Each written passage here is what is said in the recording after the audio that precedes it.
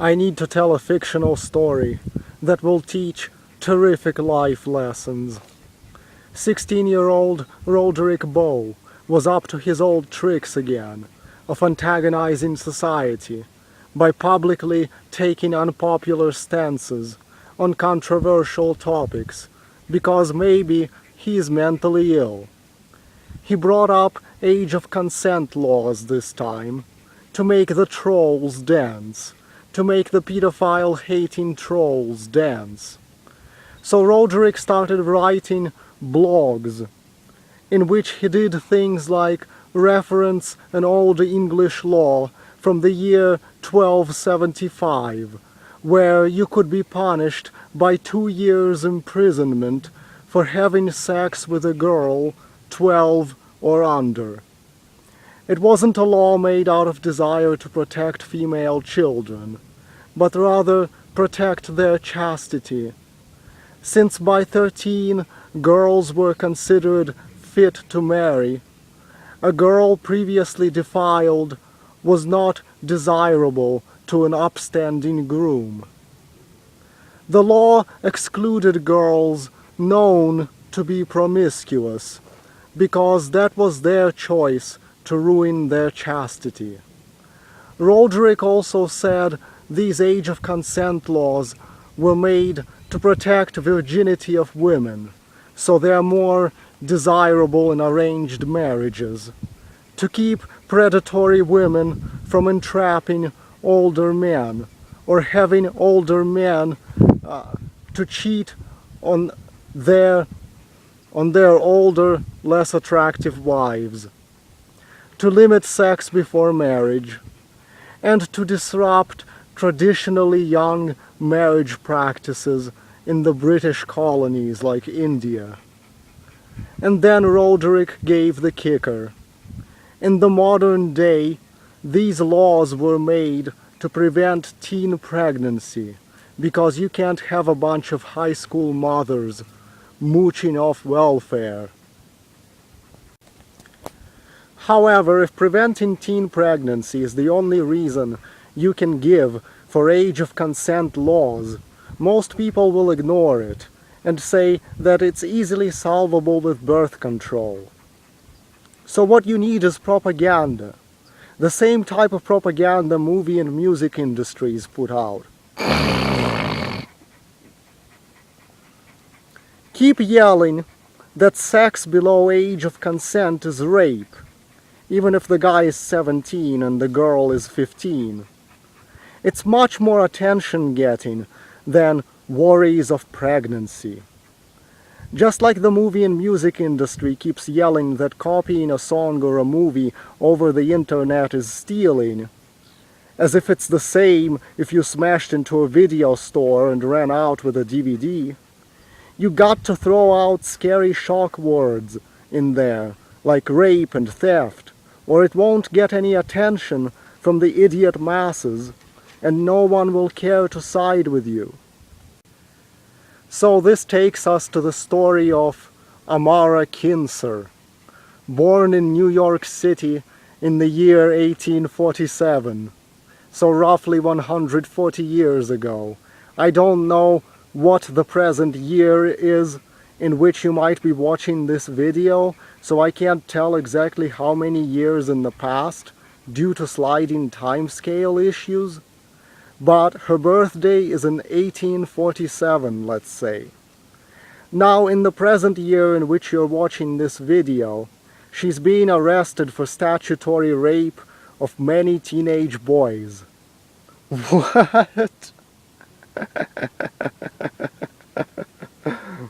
Well, back in 1865, there was a man named Antoine Lang Pendergast, who also went under the pseudonym of Enoch Lang. His goal in life was to develop the means of making humanity extinct, and to achieve that goal, he needed to extend his own lifespan, so he can have more time to finish it.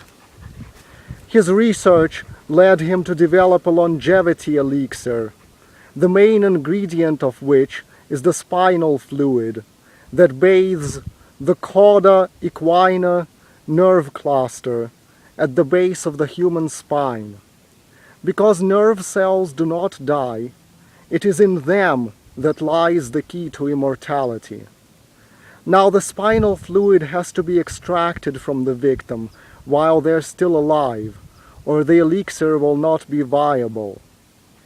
Enoch Lang would do this painful surgery on them, and then the victim would die slowly after being cut open on the lower back. He used the elixir to prolong his own life until the test of a nuclear bomb in the 1950s, by which point he decided that he doesn't need to look for a way to destroy humanity anymore, because he believed a nuclear war will do that eventually without him. Enoch Lang is dead now, murdered, but that's neither here nor there.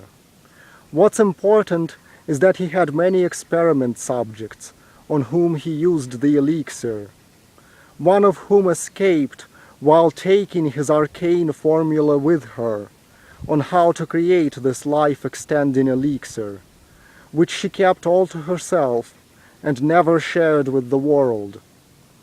This was the 19-year-old Amara Kinser, who had been kidnapped by Lang for his experiments.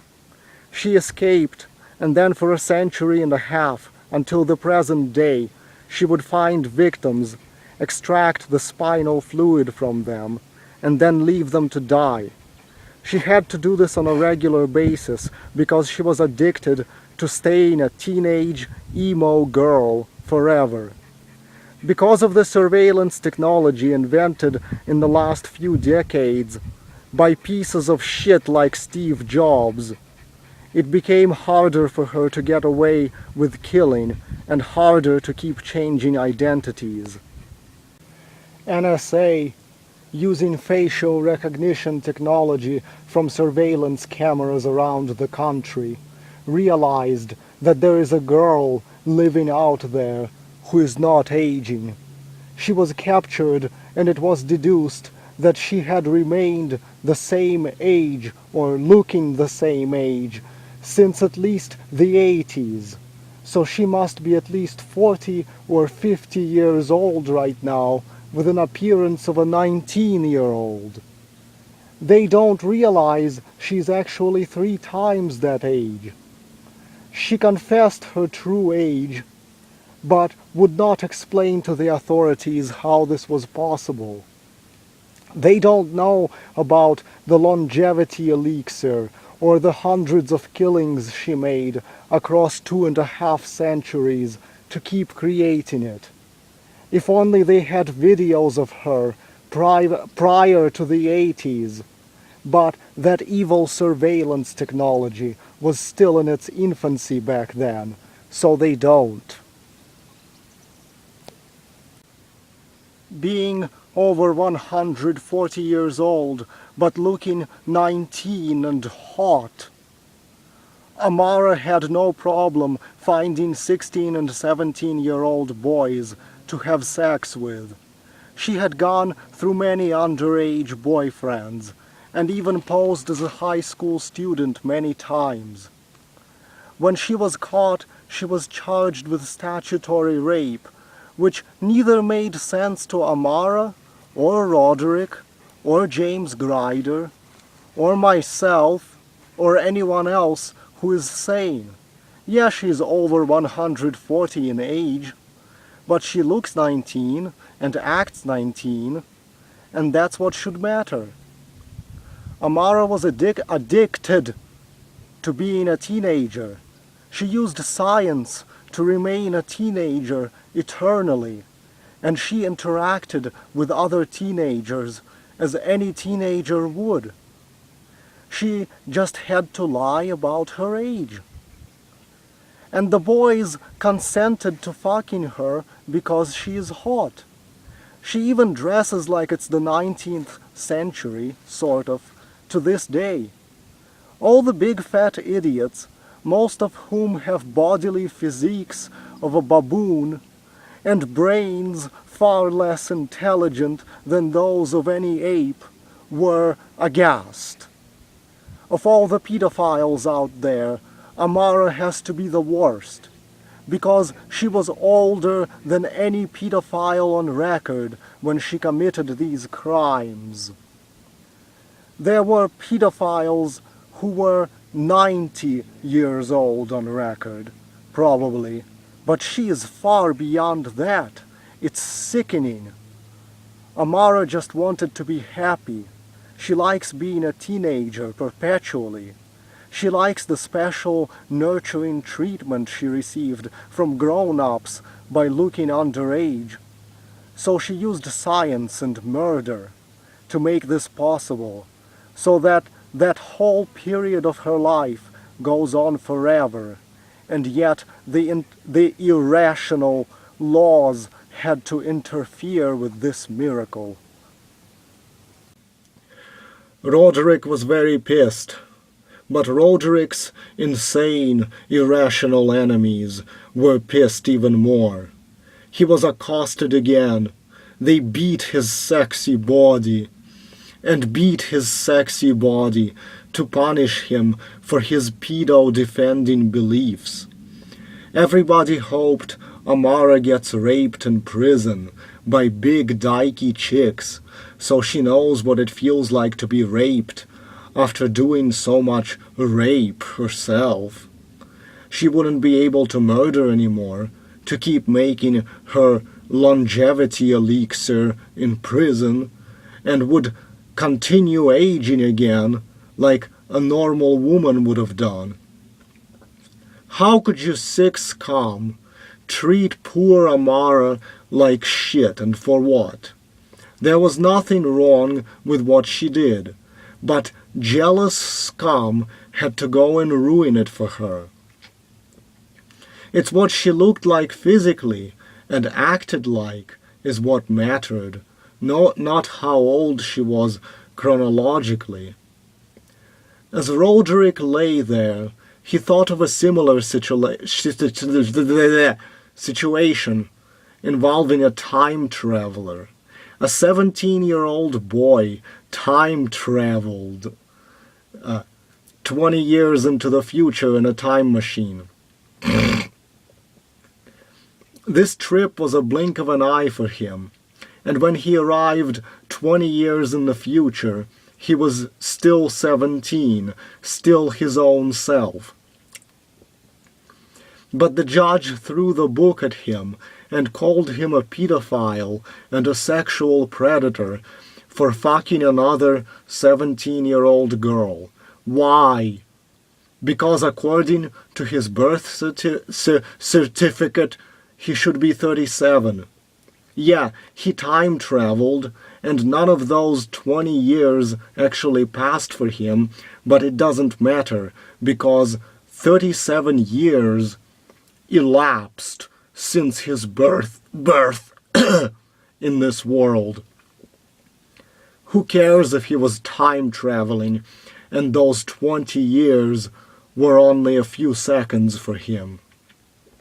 It still makes him 37 years old, and thus a pedophile, because the law doesn't care what he did in those intervening 20 years. So Amara couldn't have sex with those boys, because they're still psychologically developing. Even if their physical bodies are ready for it, emotionally they may not be ready for that. That's the excuse that's used for statutory rape laws.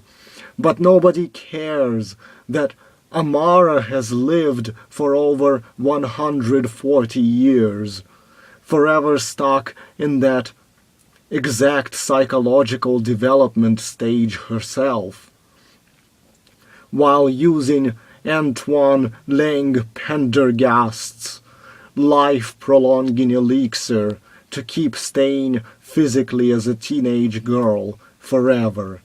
Nobody cares that punishing her like that is torture, that it's just as abusive to put her in prison, that it is the same as punishing a real 17-year-old for being her own self. Science and logic have always been ahead of your primitive laws.